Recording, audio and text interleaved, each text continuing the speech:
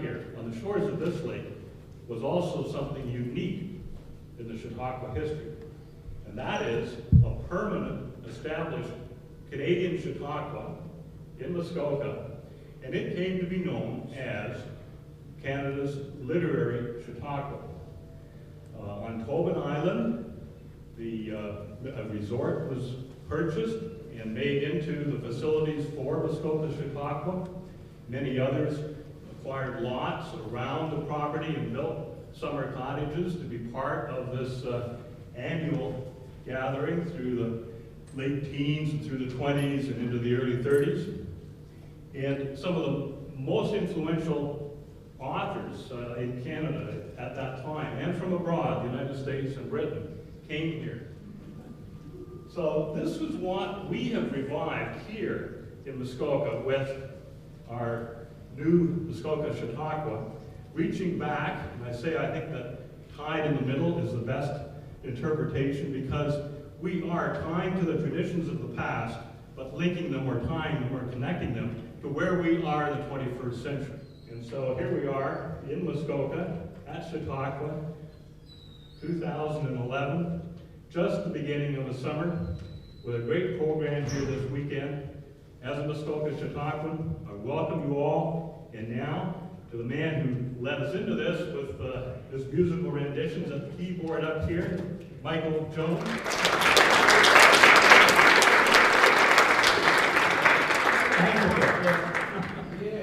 Thanks, Patrick. A wonderful opening to our afternoon. My name is Michael Jones. I'll be guiding you through the afternoon in what we're calling a Chautauqua conversation.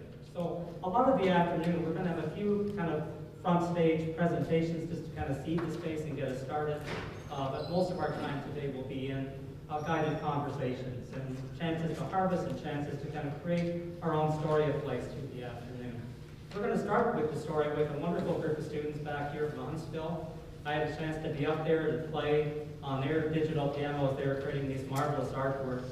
And as they began to explore their own story of place, what does place mean for them? What's their dream of place in the future? And what's place meant for them in terms of their experience and their past history? So without saying anything more, I'd like to turn it over to our Huntsville gang back here. So these were my colleagues and assistant in producing a painting that was representing the struggle of themselves, but of their place, and the solution they see in their space and in themselves. Because it's really important to understand for the future that everything comes from within. So all of their problems they see outside come from their own fear and their own blocks that they hold in their mind and in their spirit. So that was just a process to know them better, to know myself better through knowing them, and to exchange together, to create, and because creation and art is the best language we can find. It's beyond the barriers of generations, skin tone, religions, languages. So that's why we use that, and it actually worked. I don't know if some of those bright youth students would like to express any of their testimony about the experience, but all of them they really have a potent path that I'm really, really proud and honored to be here with them and to see that they actually love me as much as I love them. So I don't know, for them. You actually have poems. Would you like to share one of your poems? Because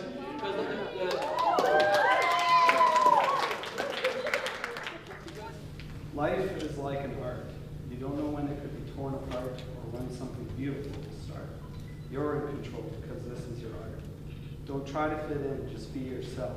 To find oneself, you have to take pride in oneself. So be inspired by your mind's inspiration and let your mind wander and take you to captivating places because this is your art. Don't let distractions get in your way. Keep your thoughts from going astray. Just keep your mind in the right place and you will surely win life's race because this is your art.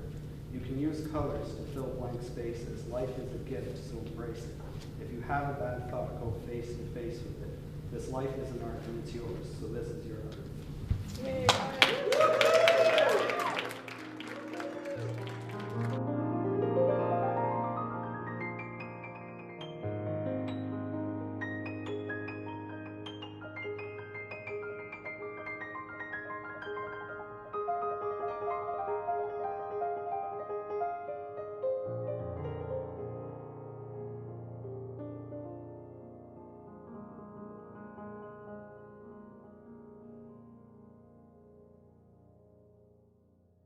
wanted to do now, and I have a microphone which I'll move around, just hold up your hand if you'd like to comment, is just to capture what struck you from the conversation.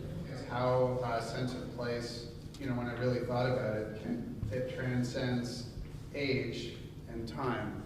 Most moving thing about Muskoka was when I was working and we were driving up here on Friday night, when I saw the first rocks, suddenly it was calm and quiet and wonderful.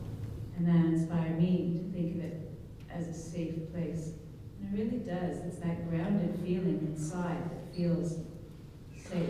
That feeling of safeness being in Muskoka, but also being outdoors and exhilarated and a sense of danger. Like, it could be over. I gotta keep skating, I keep moving, I gotta keep traveling through Lake Muskoka. I'm feeling the warmth of the rocks I am sitting on to write and to paint at Debank Falls, with the water rushing all around me and the smell of the pine. Spreading 3 canvases out side by side and taking a large brush to capture the essence of the lily pads and the brackish water in the still of the bay, in the still of my mind, in the still of my heart, in the still of my soul.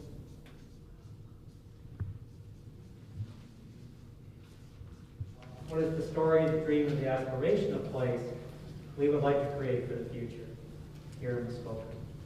My sense is that this question may carry something of what we've been exploring in the previous question, something of those deep connectors, the sense of the rooting of rock and of trees and of the elements. So that's the tone of the question. Again, I'm going to invite you to just kind of take it inside for a few moments. What does this feel like for you? How do you think about this? Just begin to write something down. So I think the music can help us into that kind of thinking. So if we could just be just with ourselves for a few minutes and then you can.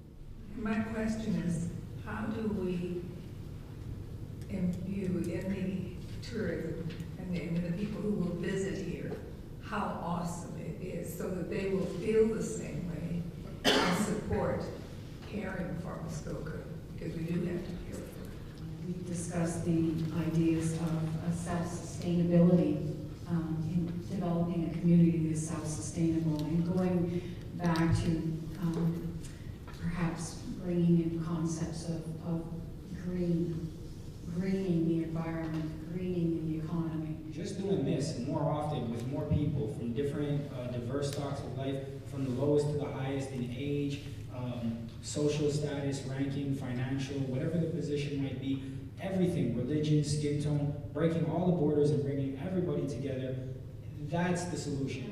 I think education is the way to go, and I don't think it should be singular where people feel that all their needs are met, because there's a lot of people's needs not being met. And I love the fact that we've got, what everybody said, the trees and the greenery, but that also needs to be accessible for young people as well. Keep in mind moving forward and take the word whatever it means to you, but for me it's a matter of faith. That we're all here with the same general purpose and goals and objectives of that we call Muskoka. It's our sense of place, and we all have ideas on how we can make it better, provide new opportunities for people, and I think that we have to have some belief in ourselves, keep thinking, keep having sessions like this where we're exchanging ideas, talking to each other, and really building from within, so we're guiding Muskoka, really from our hearts and our souls.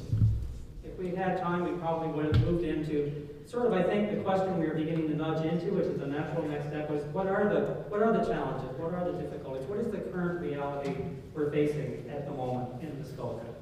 And given the current reality, what are the new forms of collaboration? What are the seeds of potential that are beginning to grow?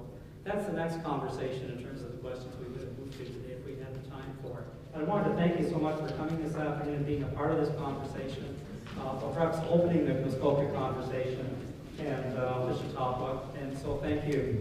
My flag is something. Thank you.